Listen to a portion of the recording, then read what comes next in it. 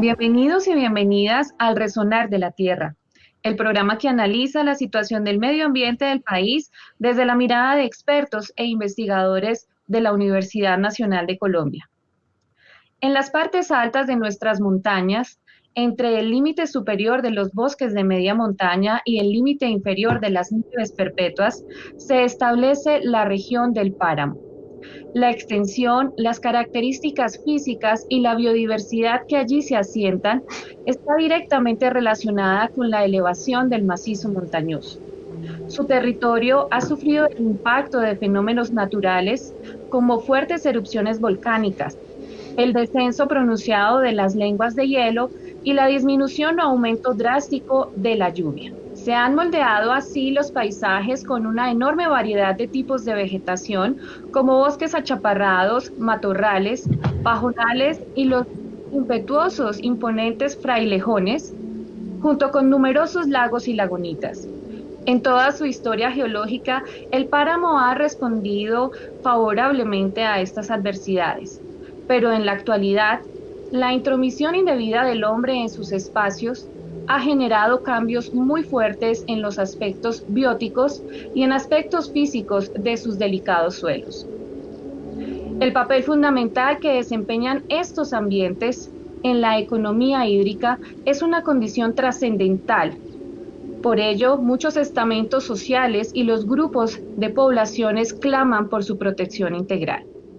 Para tratar este tema y que nos cuenten un poco más de estas historias, hoy nos acompaña el biólogo magíster Jairo Pinto, candidato a doctor en biología, especialista en flora y vegetación del páramo. Bienvenido.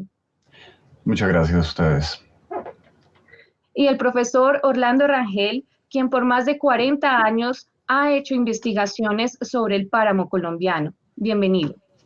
Muchísimas gracias por la amable invitación, con todo gusto.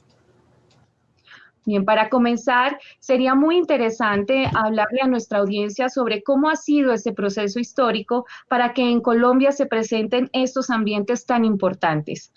Me voy con el doctor Orlando. Adelante. Por favor.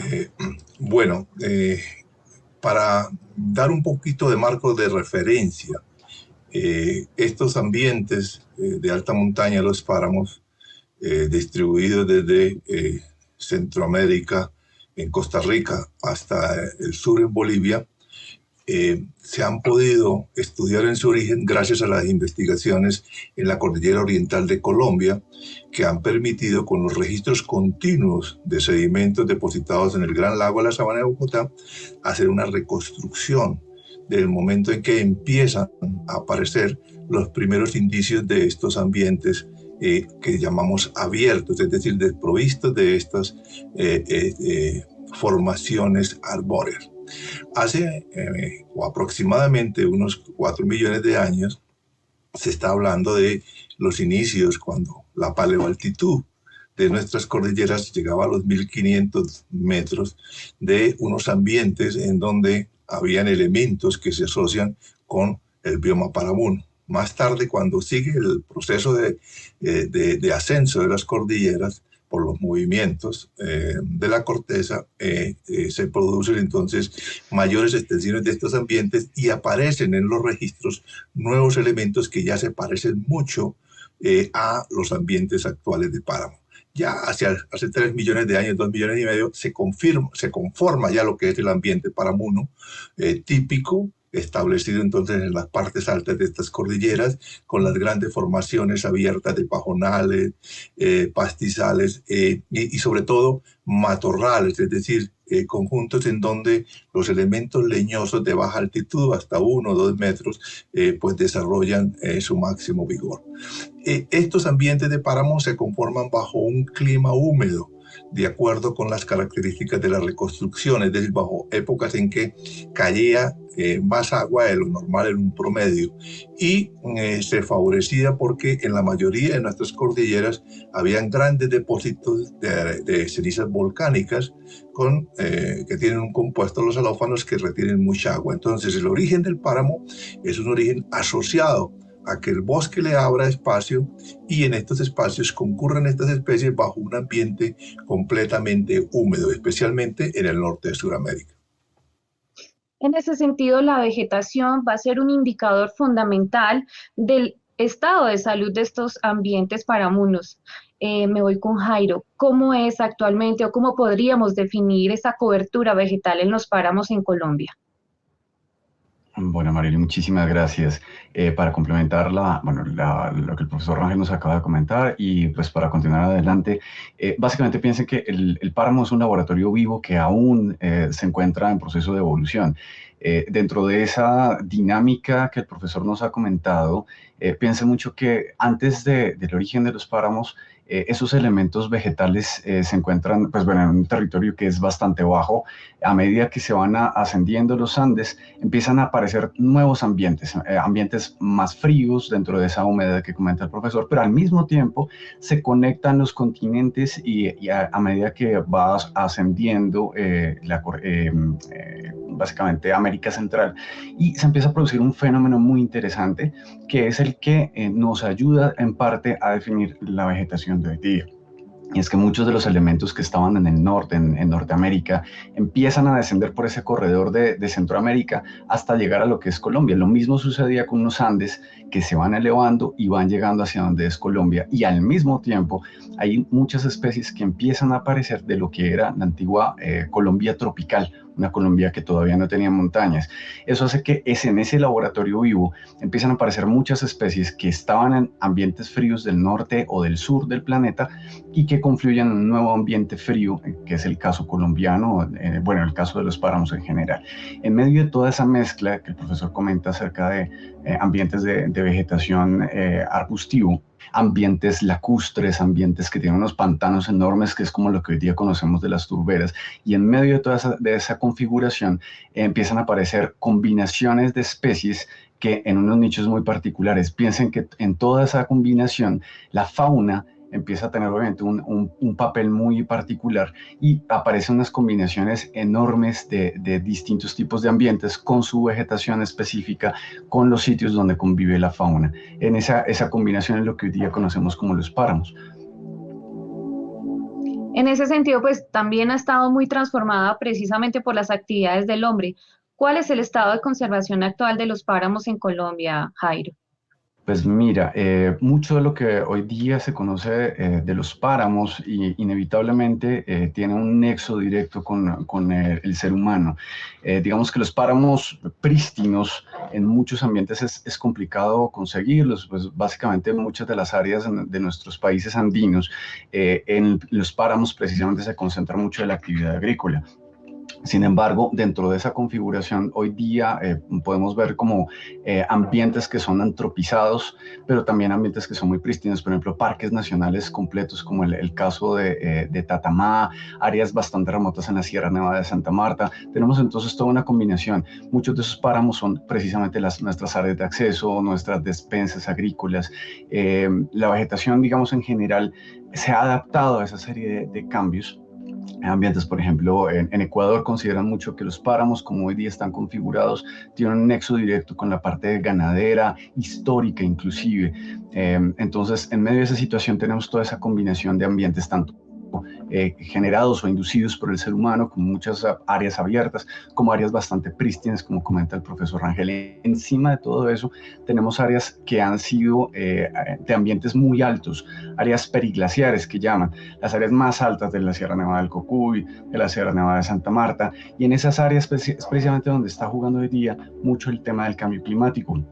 Zonas que tenían áreas muy abiertas con cenizas volcánicas, con arenas, hoy día están siendo colonizadas con la desaparición de los glaciares. Y además de eso también tenemos una vegetación que está muy asociada a ambientes acuáticos y de pantanos. Es una vegetación única de la cual depende todo el tema de nuestras aguas hoy día, como la acumulación de nuestras aguas en esas esponjas vegetales que son las turberas y la vegetación asociada a las lagunas y a las quebradas, por ejemplo. Las culturas precolombinas en Colombia han encontrado o encontraban su oferta ambiental, sobre todo en tierras bajas y en zonas extraandinas. Para estos biomas de alta montaña, ¿qué oferta ambiental o qué, digamos, usos podrían darle estas culturas históricamente a estas zonas de alta montaña? Doctor Rangel. Sí, mire, un geógrafo alemán, Karl Troll, dedicó su vida a, a, a investigar sobre cómo era la distribución de los tipos de vegetación o de los pisos térmicos en todos los Andes, desde el sur hasta el norte. Y sus esquemas son fantásticos porque sus esquemas nos permiten mirar cómo es esta fluctuación asociada con las variaciones normales, es decir, desde que vamos del trópico hacia la parte subtropical. Hay un descenso de temperatura y ese descenso de temperatura significa entonces también cambios en la distribución y en los montos de la lluvia. De tal manera que el modelo de nivelación o distribución de las grandes formaciones en Sudamérica y en toda la distribución del bioma Paramunetrol sigue teniendo su vigencia. Allí nos damos cuenta de que en la medida en que nos alejamos del trópico, la línea de la nieve asciende más, es decir, en Bolivia, en Perú, tenemos línea de nieve por encima de los 5.600 metros, mientras que aquí nuestra línea de nieve empieza a los 4.600. Esto es un condicionante básico para entender cómo fue el proceso de asentamiento de las poblaciones. Entonces, en el norte de los Andes, especialmente en Colombia y en Venezuela, en estas partes altas nunca hubo una presencia permanente de la población humana. Solamente hubo presencias esporádicas, las migraciones, los movimientos que hacían nuestras culturas precolombinas de un sitio a otro.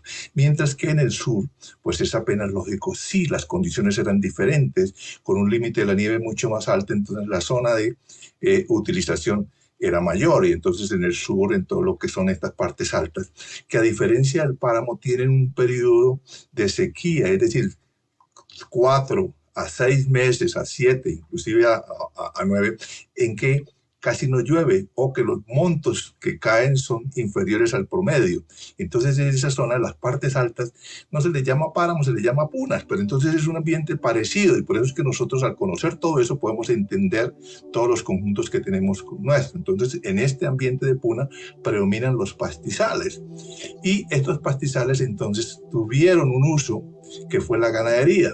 Y no fue ganadería con el ganado introducido por los españoles, sino con las especies propias, con la ganadería de los camélidos. Entonces hubo esta ocupación, y esta ocupación entonces sirvió además para asentamientos y para utilizar las variables climáticas. Entonces los indígenas de estas partes utilizaron esas partes porque las conocieron, aprovecharon muchas veces, por ejemplo, las fluctuaciones climáticas para conservar alimentos, etc. En el norte, en lo que es Colombia y Venezuela, por el contrario, nunca estuvo poblada las partes altas. Las partes altas fueron los sitios para utilizar los recursos en fuentes como la farmacia, como los medicamentos, muchos de esos en la cultura Gogi están muy bien ilustrados. Los grandes depósitos que nos dejaron las glaciaciones, que son las lagunas, las lagunetas, utilizadas como sitios de pagamento, como sitios míticos de reverencia, etc. Entonces no hubo ese asentamiento. Es un punto de vista un poquito que desata controversia, ¿no? Porque hoy en día ya vemos que toda la sociedad clama porque se proteja al campesino en la parte del páramo, etc. Pero siendo riguroso con la investigación, con la historia, en el norte de Sudamérica no tenemos esa tradición. Por ahí nosotros, en el sur del país, hay unos amagos, hay unos vestigios que de pronto nuestras culturas utilizaron también parte de ese conocimiento y esa utilización de la ganadería de los camellos, pero no hay una evidencia fuerte. Entonces nuestras culturas utilizaron el páramo como refugio, en algunos casos como travesía, como zonas de abastecimiento de pequeños mamíferos, etcétera, pero no hubo una utilización muy fuerte. Eso debe quedar muy claro, sin necesidad de decir que somos partidarios del desarrollismo, etcétera, y que no, pero la historia, la investigación demuestra que nuestra ocupación fue mínima hacia esa parte, al contrario en el sur, de la extensión del bioma Paramuno, en donde las culturas sí utilizaron estos ambientes, los conocieron y se beneficiaron directamente de esta oferta ambiental. Estos ambientes que son muy especiales para nuestro territorio van a tener unos valores, unas características físicas y bióticas que les dan precisamente ese valor. En ese sentido, ¿cuáles serían esos valores y características para los páramos colombianos? Jairo, adelante. Sí, valores y características de, digamos, pensar mucho que la sociedad, sociedades, países como el nuestro, una gran proporción de su población se concentra hacia las zonas andinas. Solo mega ciudades como Bogotá, con 7, 8 millones de habitantes que están dependiendo de los servicios ecosistémicos que están prestando, sí, las montañas, pero con los páramos como uno de su eje central. Entonces, siempre se ha asociado a los páramos como un recurso hídrico. Básicamente, bueno, hay países, como comentaba el profesor Orlando Rangel, que países tipo Perú, tipo Bolivia, que mucho de su recurso hídrico depende de esos grandes casquetes nevados o los glaciares que tienen en las cimas de las montañas. Pero como él comentaba, precisamente en países como el nuestro se reduce esa cobertura. Nosotros no dependemos directamente de los glaciares porque, saben ustedes, se han reducido muchísimo, nunca han estado asociados en el presente reciente con esos grandes casquetes, y son los páramos los que están jugando un papel predominante para básicamente la regulación, la captación de agua. Pero asociado a eso, digamos que esos ecosistemas no son solos. Ecosistemas como el páramo están inevitablemente dando una serie de recursos que inclusive llegan a ser necesarios en ecosistemas como la Amazonía. El mismo Chocó biogeográfico depende en parte de recursos de los páramos de la cordillera occidental en este caso. Entonces, estamos hablando de toda una serie de recursos que están intermezclados unos a otros. El tema de los suelos, del carbono, cómo atrapan el carbono. Entonces, agua, un tema también sumamente importante, y es que de los páramos, de la relación con los páramos, depende el equilibrio de ecosistemas de media montaña, por ejemplo, los ecosistemas forestales. Entonces, es una serie de recursos: suelo, agua, microorganismos, sustancias medicinales. Todavía hoy día áreas como los páramos son básicamente la botica de nuevas sustancias que estamos desperdiciando, que no conocemos en este momento, y obviamente, bueno, una serie de temas relacionados con ese equilibrio que es tan necesario para la sociedad humana, en este caso en nuestros ambientes andinos. Doctor Rangel, ¿qué nos distingue a Colombia en esas características en el caso de los páramos? Sí, mire, el término páramo tiene connotaciones, ¿no? Hubo colegas, y hay todavía colegas que extienden la denominación páramo a ambientes fuera de los Andes. Nosotros decimos que en partes altas de Sudamérica, que no hay Andes, pero hay otros que van más allá diciendo que en las montañas de África y de Asia también las partes altas deberían llamarse páramos. No, eso no tiene sentido. Páramo es un vocablo netamente castellano para las parameras de Castilla, el ambiente, etcétera, etcétera. Las características, mire, ya hace 200 años Caldas en su modelo de pisos climáticos había dicho que distingue el páramo. Y esos son límites globales. El límite para la distribución de la vegetación arbórea es 6 grados, 5 grados. Por encima de eso ya no hay un crecimiento continuo, ya no hay grandes formaciones arbóreas, pueden presentarse formas esporádicas. La precipitación también, por debajo de ciertos montos, por ejemplo 600 milímetros, y con meses de escasez ya no hay un páramo típico, sino se llama un ambiente parecido, que es la puna. Entonces, estas son cosas, manifestaciones globales que se entienden. Nuestro páramo se distingue de todos los páramos de la región biogeográfica desde Costa Rica hasta Bolivia, porque es la zona donde hay mayor concentración de riqueza, es decir, de los pocos biomas en el mundo en donde la riqueza, por ejemplo, de las plantas con flores tiene un nivel extraordinario de documentación, es el páramo. Entonces tenemos más o menos unas 6.200, 6.300 especies de plantas con flores, y de esas cerca del 40% tienen área de distribución en Colombia, es decir, eso es una cifra exorbitante, estrambótica, por así decirlo.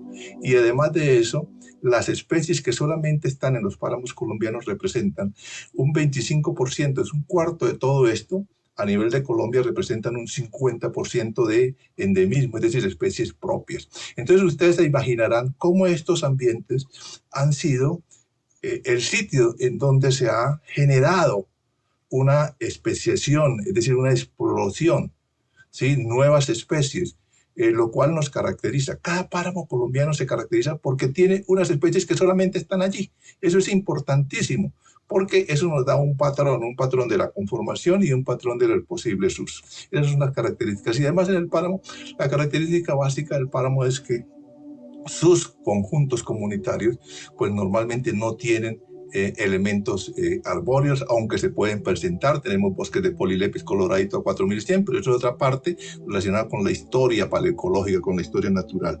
Y en estos ambientes, entonces, desprovistos de eso, no hay un continuo aporte de materia orgánica de hojarasca, por ejemplo. Eso caracteriza a los ambientes de páramo, que no tienen hojarasca, al contrario de los ambientes de bosque. Como la temperatura es tan baja, las temperaturas, entonces en el páramo, en el páramo bajo, llega a 6 grados, ¿sí? Ya lo dijo Caldas con una exactitud asombrosa, y en las partes altas, hasta cuando llega el límite inferior de la nieve, es 0 grados. Por eso se llama el límite de la nieve, porque se alcanza la isoterma de 0 grados. Ahí ya es agua que se congela. Entonces, en esos ambientes tan extremos, la actividad de los microorganismos en el suelo es muy baja. Entonces, todo lo que se produce, que es restos de materia orgánica, se va acumulando. Por eso en estos ambientes la cantidad de materia orgánica es tan alta, porque no se utilizan, son estilo bancos, acumulan y acumulan, prestan, utilizan, pero muy poco, casi todo lo cual. Y así pasa con el recurso hídrico, del cual hablaremos pasando. Entonces, esto es lo que caracteriza este ambiente, que es singular, ¿okay? El clima, el suelo, la vegetación, la flora, la fauna. Y como son ambientes tan drásticos, es por supuesto, todos los grupos de la fauna no van a tener una mayor expresión. Por ejemplo, los grupos de los reptiles, que necesitan, son termorreguladores, etc. Entonces, en estos ambientes nublados, casi el grupo de reptiles va a estar muy menguado. Entonces, todo esto lo conforma la historia natural, y es por eso que entonces nosotros, los colombianos, tenemos que apropiarnos de lo que nos tenemos como herencia, eso que nos dejó la última glaciación y otras glaciaciones. Es una historia, o es un capital que no lo vamos a gastar, porque es lo obvio, todo eso va a desaparecer, pero a un ritmo.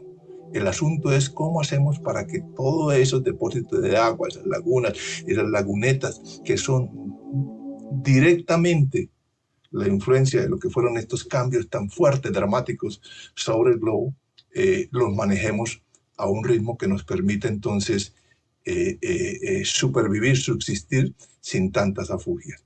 Eso caracteriza el páramo colombiano. Es único, excepcional en el concierto de las tierras altas del mundo. No hay ningún lugar en el mundo que tenga la riqueza del páramo colombiano. Gracias, doctor Rangel. Por supuesto, la importancia a nivel de la economía hídrica que prestan estos ambientes. En los últimos años hemos visto cómo los movimientos sociales han procurado y se han movilizado clamando la protección integral de estos ambientes. Por eso, para el cierre de nuestro programa, porque ya llegamos a nuestro final, quisiera preguntarles a manera de reflexión, ¿qué debemos hacer en cuanto a la protección, los servicios que prestan estos páramos y para propender su conservación general en el territorio? Adelante, Jaime. Sí, simplemente una anotación que me parece supremamente importante, y es que si se lanza de la área de los páramos como una gran área, se ve que, digamos, 100% de los páramos, hago una protección del 40-60%, la proporción está bien, pero necesitamos entender que cada área, básicamente, de páramo, de cada municipio, de cada departamento, es exclusiva, es única. No es suficiente para los tomadores de decisiones decir, se está protegiendo el 30% o el 50% de los frailejonales, por ejemplo, sino que pensar que el frailejonal que hay en mi municipio, que hay en mi departamento, básicamente es único. No va a ser lo mismo de lo que se consigue en Caldas respecto a lo que tenemos en Boyacá o lo que se tiene en Santander. Básicamente, cada una de esas áreas es tan exclusiva, con una flora tan única, unas comunidades, una fauna tan específica, que cada una de ellas necesita tener una protección y unas medidas asociadas con los tomadores de decisiones, y obviamente con el manejo que nosotros hacemos desde nuestras fincas, desde nuestras casas. Es claro, y en los últimos años hemos visto cómo los movimientos sociales han clamado al Estado y han generado todas estas propuestas para la protección integral, debido también a al impacto en general sobre la economía hídrica y la protección del recurso, sobre todo para las poblaciones de tierras altas. En ese sentido, y como reflexión final, porque ya hemos llegado al final de nuestro programa, ¿qué necesitamos? ¿Cuáles son esas nuevas medidas, las estrategias a futuro para conservar en frente del escenario de cambio climático en el que nos encontramos? Doctor Rangel. Bueno, mire, primero que nada reconocer cuáles son los nuevos actores en la parte de conservación y protección del páramo. Es que pasamos de una cosa sencilla a una cosa grande que son las mega máquinas, la mega minería, etc. Entonces eso hay que hacer. Segundo, ser rigurosos con la historia. Es decir, yo creo que nosotros como académicos tenemos que presentar no la verdad, sino los hallazgos, lo que hay para ponerlo sobre el tapete. Eso es como todos los procesos que estamos viviendo. Necesitamos partir de la verdad, porque si no, nos enredamos. Y hablar con la gente, por supuesto. Yo soy muy partidario de que la gente que está allí hay que protegerla, hay que buscarle. Mire, estoy defendiendo la posición de Corponor en cuanto al páramo de Santurbán, porque me parece una posición muy inteligente. Decirle al gobierno y decirle al ministerio, cambiemos un poquito las áreas que ustedes colocan como restauración y dejemos un poquito como áreas sostenibles, y con eso no vamos a hacer que la gente salga del páramo y lo vamos a tener como la primera barrera de contención contra esos otros intereses. Entonces, si se hace acuerdos, una cartografía social, se habla con la gente, se llegan a acuerdos. Pero para eso hay que ser riguroso, y la rigurosidad parte de acercarnos al hecho que tenga mayor evidencia. Y ahí tenemos que despojarnos de todo tinte político, partidista, no partidista. Que la verdad prevalezca, porque la biodiversidad es de la nación. Y la nación, aunque todavía no somos una nación consolidada, somos todos. Entonces eso es importantísimo. La apropiación del término páramo ha sido fantástica. Hace 30 años nadie se imaginaba que todo el mundo ya entendiera la importancia. Entonces tenemos que seguir en eso. Proteger el páramo por la importancia. Acotar lo que el profesor Rangel comenta acerca de cómo la sociedad se ha empapado de ese recurso páramo que es tan de todos, pero ver que a través del Estado, creo que hay herramientas como, por ejemplo, la ratificación del Acuerdo de Escazú es supremamente importante para que el Estado le dé herramientas a la misma sociedad civil que está defendiendo esos páramos, de manera natural. Obviamente también entender que muchas decisiones que ha tomado el país a lo largo de las últimas décadas que van contravía de la preservación de ese recurso, ha faltado mucho acerca del conocimiento que se ha levantado durante décadas. Creo que necesitamos un puente entre la academia y los tomadores de decisiones, para que esas decisiones que se toman sean muy precisas respecto a la verdadera naturaleza del páramo, y podamos trabajar con ese conocimiento para poder preservarlo, defenderlo, y que sea un recurso que pueda permanecer para generaciones futuras. Lo necesitamos. Bueno, muchísimas gracias por acompañarnos en esta edición, Jairo. Bienvenido y gracias por prestarnos todo su conocimiento. Doctor Rangel, muchas gracias también. Con el mayor de los gustos. Bueno, y con esto hemos llegado al final de nuestro programa aquí en El Resonar de la Tierra, y los esperamos en un nuevo episodio. Hasta pronto.